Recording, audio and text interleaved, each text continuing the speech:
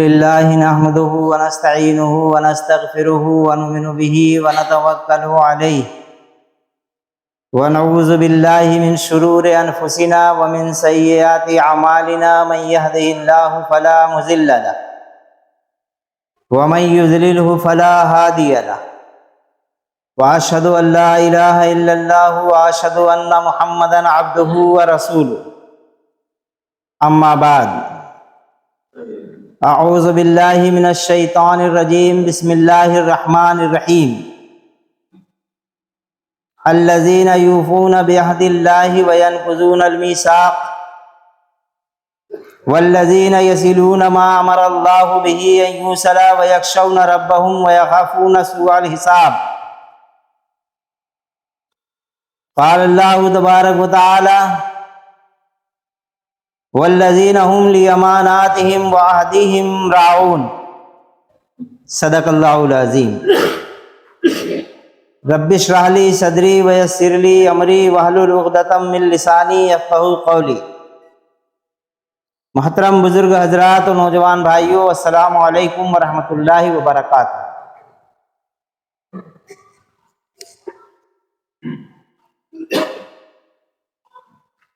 ये वही आयतें हैं जो पिछले 2 हफ्तों से आपके सामने तिलावत हो रही।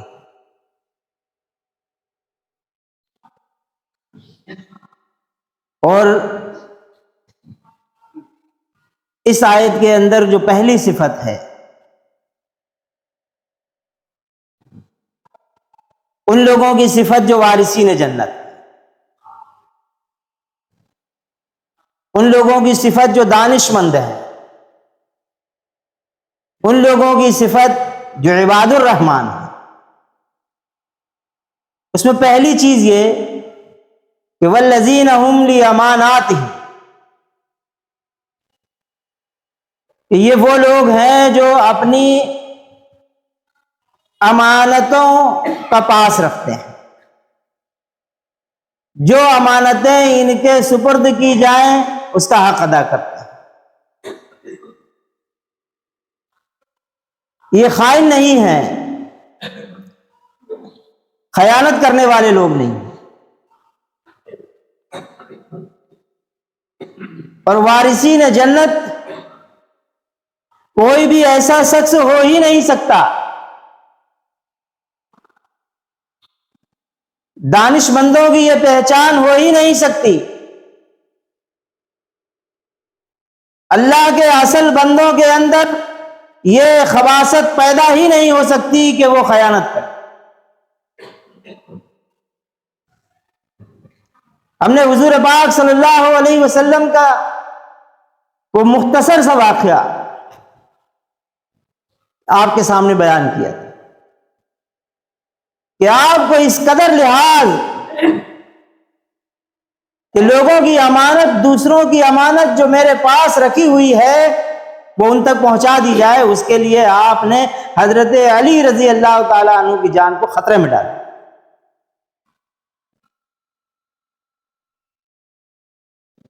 फिर आप सल्लल्लाहु अलैहि वसल्लम की पहचान यही सिफत रही है कि आप आमीन और सादिक हैं।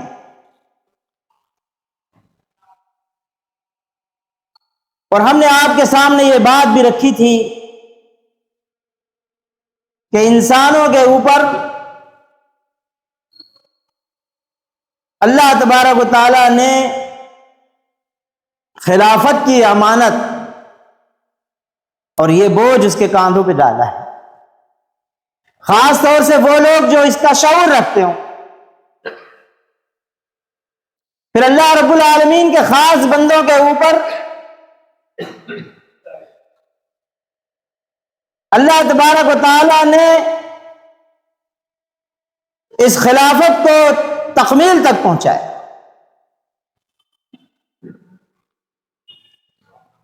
सबसे बड़ी अमानत इंसानों के पास अल्लाह तबारक व तआला की जो मौजूद है वो कुरान की शक्ल। फिर हमने ये बात भी आपके सामने वाज़ेह की थी कि अल्लाह तबारक व तआला की अमानतें और भी बहुत सारी चीजें हैं। उसमें बीवी भी है, बच्चे भी हैं, हमारा जिस्म जान है, हमारी जबान है, आंख है, कान है, ये सब अल्लाह ताला की अमानत है। इनके मुतालिक अल्लाह रब्बुल आलमीन हमसे सवाल करेगा कि इन अमानतों के साथ तुमने कहां तक खयानत की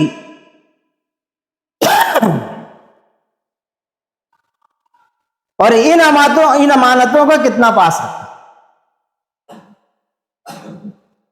हमने अपनी बात को रोक दिया था इस बात पर कि राज का अफसा करना भी खयानत है। उसमें फतेह मक्का के वक्त एक सहाबी का वाकया भी आपके सामने मुख्तसरन बयान करूं। हमारे पास भी कुछ राज होते हैं, हर शख्स का दिल इससे महफूज है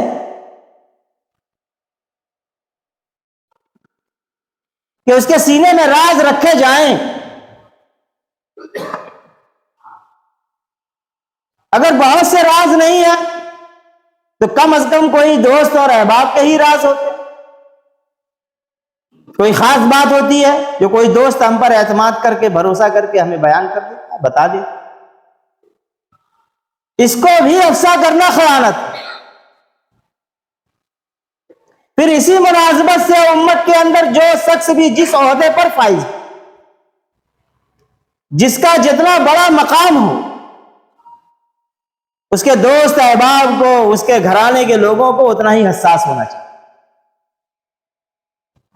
कि उस शख्स की कोई बात जो राज रखने के काबिल हो उसे अफसा न किया। बहुत बड़ी खयानत है, इससे बहुत बड़े बड़े नुकसान सामने आते। वो राज का अफसा ही कर देना था जो पूरी उम्मत को, जो स्पेन के अंदर बसती थी, उसको ताराज होना पड़ा, ताराज कर दी गई। दुनिया की सबसे ज्यादा तरक्की याफ्ता मुसलमान वहां के थे।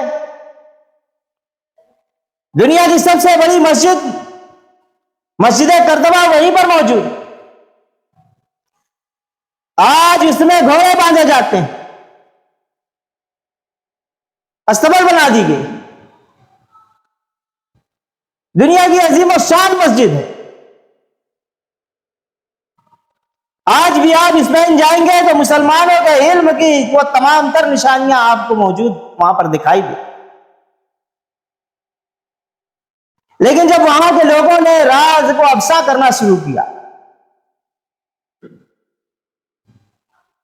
अगर जमातें थी तो उन जमातों के राज, जमातों के अमीर हैं उन अमीरों के राज, तंजीमें हैं तंजीमों के राज, तंजीमों के जिम्मेदार हैं उनके राज। यहां तक कि अगर घरों के अंदर भी कोई ऐसी बात हो जो इस्लाम के मुताबिक हो, तो अगर शौहर इस्लाम पसंद है तो उसकी बीवी उस राज को अफसा कर दे। गोया एक घर के अंदर मुखबर खड़े कर दिए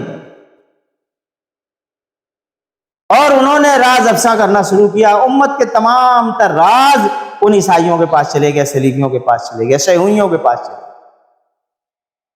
नतीजा क्या हुआ? मुसलमानों की कोई भी चीज, कोई भी अमल, कोई भी तदबीर उस जमीन पर काम नहीं आई।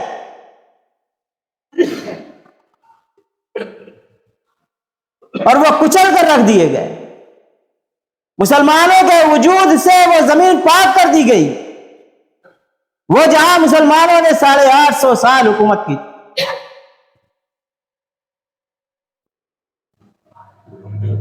जहां का बानी अब्दुल रहमान दूम इटली के बॉर्डर पे जब दस्तक देता है तो इटली का बादशाह घुटनों के बल होकर उनको खिराज तहसीन अदा, और 2 साल का खिराज मजीद नगद ला करके आपके कदमों में डाल। कहां यह ताकत और कहां यह हाल कि पूरी जमीन को मुसलमानों के वजूद से पाक कर। ये राज का अफसा ही कर देगा। ये बातें बार बार हम आपके सामने इसलिए लाते हैं कि हम अपनी हालत पर गौर करें। हम भी ऐसे ही मामलात से दो चार हैं।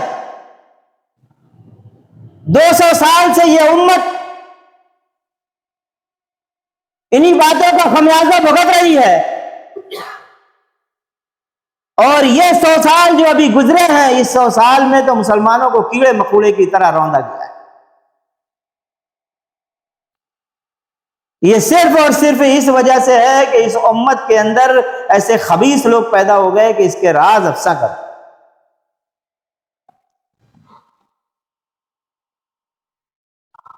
जब तक उम्मत के अंदर अमानत को वफा करने का यह अहद मुकम्मल तरीके से दिल के अंदर जागज़ीना हो जाए और उम्मत का हर शख्स इस काबिल हो जाए कि वो अपनी जान तो दे लेकिन कोई राज अफसा न करे, उस वक्त तक उम्मत का कोई अमल, कोई तदबीर काम में नहीं आ सकता। ज्यादा दूर जाने की जरूरत नहीं है, हमारे सामने अभी हालात मौजूद हैं। 24 घंटे ऐसी खबरें आ रही हैं। वो इजराइल जो 75 साल से मुसलमानों का कीमा बना रहा था, मस्जिद अक्सा पर जिसकी नजर है, जो बैतुल मुकद्दस को ढा देना चाहता है, ये वो मकाम है जहां से हुजूर पाक सल्लल्लाहु अलैहि वसल्लम मेराज को गए थे। तमाम अंबिया इकराम की जहां पर आपने इमामत की थी, ये वो मकाम। 75 साल तक वहां का मुसलमान आजमाइश में पड़ा। खिलाफत उस्मानिया के दौर में जब मुसलमानों का उरूज था,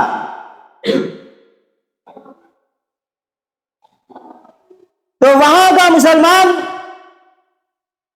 बैतुल मुकद्दस की सीढ़ियों के ऊपर बैठकर ताश खेला करता था, पत्ते खेला करता।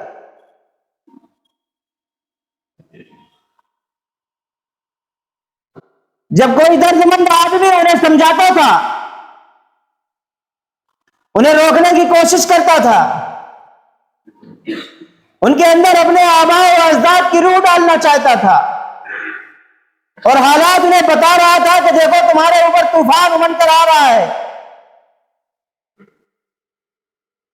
सहीयूनी खिलाफत उस्मानिया के पीछे पड़े हुए हैं, किसी भी वक्त इसका तख्ता उलट देंगे और फिर पूरी उम्मत के अंदर वो तबाही आएगी जिसे तुम देख ना सकोगे। तुम्हारे सामने तुम्हारे बच्चे ज़बह किए जाएंगे, तुम्हारे सामने तुम्हारी औरतों की आबरू ताराश की जाएगी, उसे तार किया जाएगा, तुम्हारे सामने तुम्हारे बूढ़ों को रौंदा जाएगा।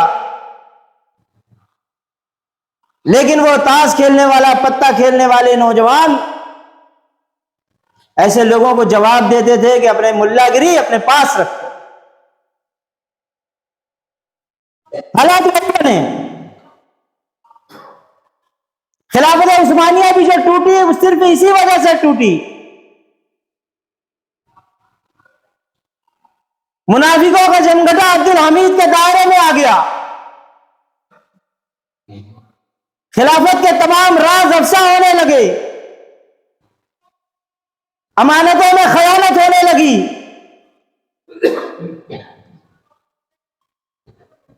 नतीजतन खिलाफत उस्मानिया टूट गई, जिससे मुसलमान बंधा हुआ था। जब तक खिलाफत उस्मानिया मौजूद थी, अफ्रीका के जंगल में भी अगर किसी मुसलमान के ऊपर कोई जुल्म हो जाता था और खलीफा अफ्रीका के बादशाह से पूछ लेता था कि उस मुसलमान पर जुल्म क्यों हुआ, तो उसका तख्त हिल जाता, उस कमजोरी की हालत में थी। और जब यह खिलाफत ताराज हुई नतीजतन एक मुल्क की जगह 57 मुल्क वजूद में आते। 57 मुल्क वजूद में आने के बाद से आज तक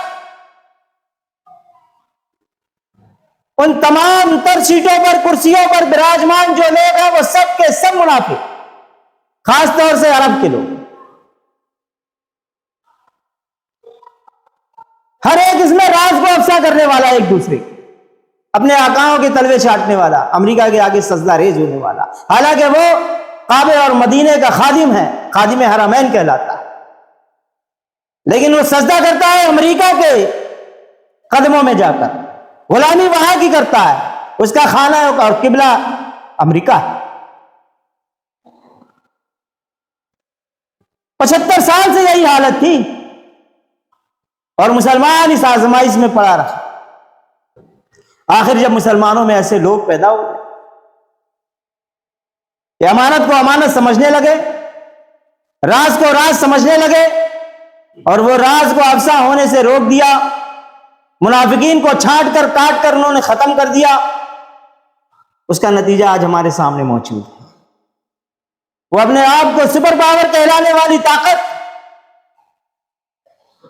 आज दरबदर भीख मांग रही है। फलस्तीन के मुजाहिदीन ने किसी से कोई मदद मांगी, किसी से कहा मेरी मदद करो, मुझे असलाह दो, मुझे खाने को दो, मुझे कपड़ा दो, मुझे पहनने को दो, हालांकि वहां पर करबला से ज्यादा भयानक हालात, हजरत इमाम हुसैन को इतने भयानक हालात से दो चार होना नहीं पड़ा जितने भयानक हालात से वो लोग दो चार हैं। वहां खाने के साथ पानी और दुनिया की तमाम तर चीजें, इंसानों की जरूरत की सब कुछ रोक दी, फिर उसके साथ बमबार्ड हो रहा है। करबला में तो लाशें समेटी जा सकती थी, यहां तो लाशें समेटी भी नहीं जा सकती।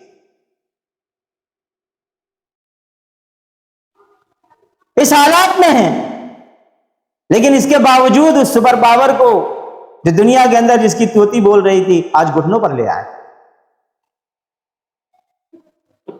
सिर्फ एक सिफत इन्होंने अपने अंदर पैदा कर ली, वो क्या? वफादार हो गए, अमानत में खयानत करना छोड़ दिया, राज को राज रखना शुरू कर दिया। ये अल्लाह रब्बुल आलमीन की खुली इमदाद है जो हमें आंखों से दिखाई देती है, लेकिन इसके बावजूद खुशफहमी में मुब्तला नहीं होना चाहिए। दुनिया की तमाम तर शयातीन कुव्वतें अमेरिका की उस नाजायज औलाद यहूदियों के साथ जोड़कर खड़ी हुई है, कांधे से कांधा मिलाए हुए। तमाम तर कुव्वतें उनकी इमदाद कर रही हैं, लेकिन इसके बावजूद वो अपने पैर पर खड़ा नहीं हो पा रहा है और 75 साल से उन्होंने उसको पाला है। खिलाफत उस्मानिया के मिट जाने के बाद इस नाजायज औलाद को यहां पर ला के बसाने का काम भी इन्होंने ही किया।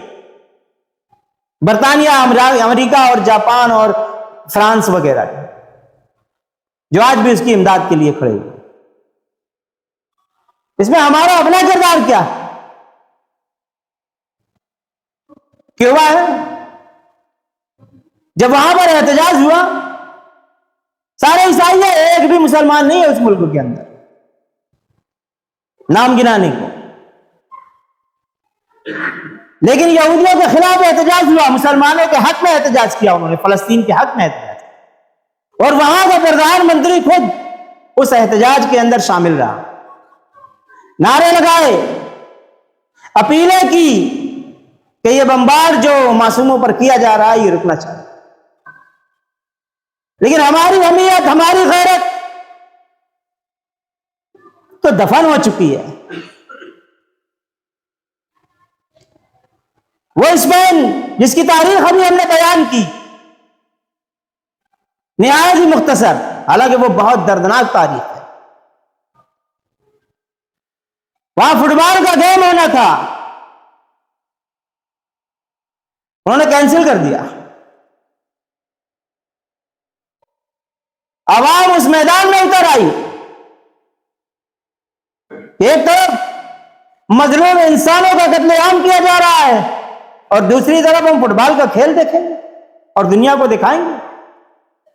दुनिया हमें क्या कहेगी? लेकिन क्या हालात बदले हैं? वो जो कभी मुसलमानों को अपनी जमीन से निकाल दिया, उन्होंने यह एहतजाज किया और फुटबॉल का यह गेम होने नहीं दिया। हमारा अपना किरदार, बहुत बड़ी तादाद में हम हिंदुस्तान के अंदर हैं। अभी क्रिकेट हो रही थी, दुनिया ने देखा कि हमसे बढ़कर जलील कोई नहीं, हिंदुस्तानी मुसलमानों से बढ़कर जलील कोई शख्स नहीं है कि यह क्रिकेट देखने में मस्त है और फलस्तीन के अंदर मुसलमानों का कत्लेआम हो रहा है। यह हमारी गैरत है, यह हमारी अहमियत है। हालांकि हुजूर पाक सल्लल्लाहु अलैहि वसल्लम ने यह बात कही थी कि मुसलमान, पूरी दुनिया का मुसलमान, कहीं का भी मुसलमान हो, किसी भी जबान का बोलने वाला हो, किसी भी जमीन पर रहने वाला हो, कैसे ही रंग का हो, ये आपस में भाई भाई। उसी तरह जैसे इनका जिस्म है, ये एक जिस्म की मानिंद है। अगर इन्हें किसी एक मुसलमान को दुनिया के किसी कोने में भी, अफ्रीका के जंगलों में भी तकलीफ पहुंचाई जाए तो पूरी दुनिया का मुसलमान तड़प उठता है। उसी तरह जिस तरह अगर पैर में कांटा चुभ जाए तो पूरा जिस्म उस दर्द को महसूस करता है। कहां है ये इल्म? कहां गई ये हदीसें? कहां गए इसके अमल करने वाले लोग? बयानबाजियां बहुत हो सकती हैं, हम भी बयान ही दे रहे हैं। जो कुछ हमसे होता है हम करते हैं इसके लिए। कम से कम हम तुम्हारे अंदर यह गैरत पैदा करना चाहते हैं कि जो थोड़ी बहुत गैरत हमारे अंदर है वो आपके अंदर भी पैदा हो जाए और आपके तवस्सुस से हिंदुस्तान के मुसलमानों के अंदर पैदा हो। ये सिर्फ एक सिफत का नतीजा है, हम अमानत में खयानत करते हैं और वो अमानतों के पासदार हैं। इसके बाद अल्लाह रब्बुल आलमीन ने यह बात कही कि वो अपने अहद व पैमान का पास रखते हैं, जो अहद करते हैं तो उसे पूरा करते हैं। ये अहद, जिस तरह अमानतें हैं ना, बहुत सारी अमानतें, इसी तरह अहद व पैमान भी कई किस्म के होते हैं। वो सारे मुआहदे